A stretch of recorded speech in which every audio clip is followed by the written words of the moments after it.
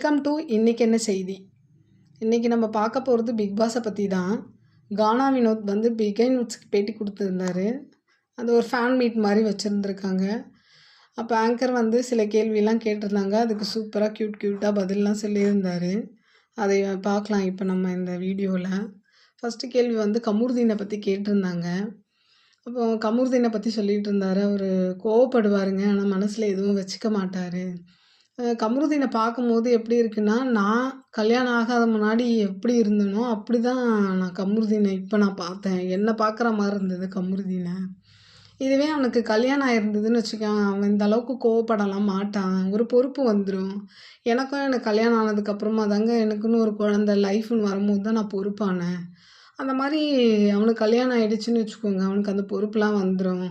ஆனால் என்ன கோவப்பட்டாலும் ரொம்ப ரொம்ப குழந்த மனசுங்க அவனுக்கு. அடுத்த நிமிஷம் அதை மறந்துடுவான். தப்பு பண்ணிட்டா கூட, ஐயோ நான் இந்த தப்பு பண்ணிட்டேனா அப்படின்னு சொல்லிட்டு, அது பண்ணியிருக்கக்கூடாதுல்ல அப்படின்னு சொல்லுவான். ஸோ அதெல்லாம் வந்து ஒரு எதையுமே மனசில் வச்சுக்க மாட்டாங்க. அப்படி ஒரு நல்ல பையன். என்ன இவ்வளோ கஷ்டப்பட்டுட்டு அந்த ரெட் கார்டு வாங்கிட்டு போகும்போது எனக்கு ரொம்ப நான் வாங்கிட்டு போகிற மாதிரி எனக்கு ஒரு ஃபீல் இருந்தது. எனக்கு அவ்வளோ கஷ்டமாக இருந்துச்சு அப்படின்னு பேசியிருந்தார்.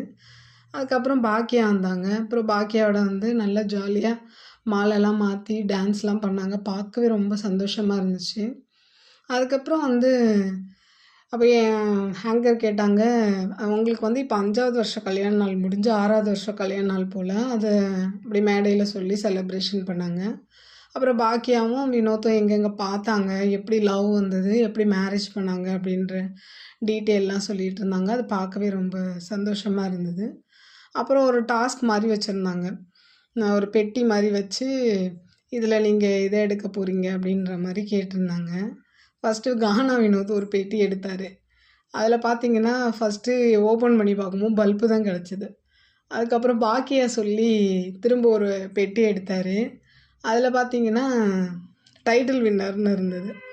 அதுக்கப்புறம் இன்னொரு பெட்டியை திறந்தார். அப்புறம் 18 லட்சம் இருந்துச்சு.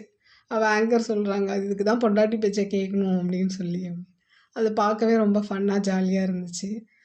அதுக்கப்புறம் பாக்கியாவை ஆங்கர் கேட்குறாங்க, இந்த மாதிரி அவர் பெட்டி எடுத்துட்டாரே உங்களுக்கு ரொம்ப கஷ்டமாக இல்லையா அப்படின்னு கேட்கும்போது பாக்கியா சொல்கிறாங்க, இல்லை பெட்டி எடுக்கும்போது எனக்கு அவ்வளோ கஷ்டமாக இருந்துச்சு.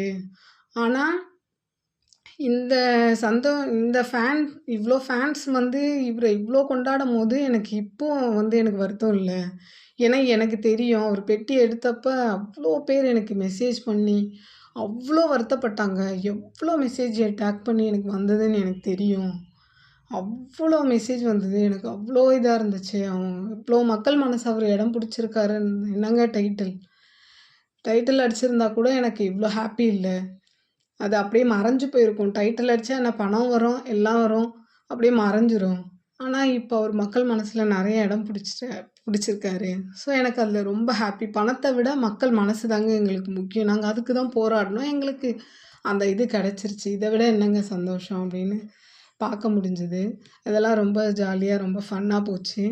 அப்புறம் ரொம்ப எமோஷ்னலாகவும் இருந்தது சில விஷயங்கள்லாம். ஸோ இதெல்லாம் பார்க்கும்போது ரொம்ப ஹாப்பியாக இருந்துச்சு. வினோத் அவங்க ஒய்ஃபும் நல்லபடியாக வாழ வாழ்த்துக்கள். இந்த வீடியோ உங்களுக்கு பிடிச்சிருந்தா லைக் பண்ணுங்கள், ஷேர் பண்ணுங்கள், கமெண்ட் பண்ணுங்கள், சப்ஸ்கிரைப் பண்ணுங்கள். நீங்கள் ஒரு சப்ஸ்கிரைப் பண்ணுறது தான் என்னோடய அடுத்தடுத்த வீடியோ போகிறதுக்கு எனக்கு மோட்டிவேஷனலாக இருக்கும். சப்ஸ்கிரைப் பண்ணுங்கள். நன்றி, வணக்கம், பாய்.